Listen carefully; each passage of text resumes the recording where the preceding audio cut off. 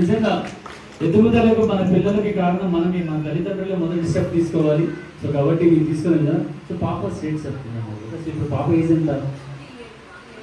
Complete నేను ఏదో 5 అనేసాను నేను. So nice. మరి పాప స్టేట్ చెప్తుంది సార్, ట్రై చేద్దామా? మీరు చెప్తే చెప్తున్నాను. చెప్పండి.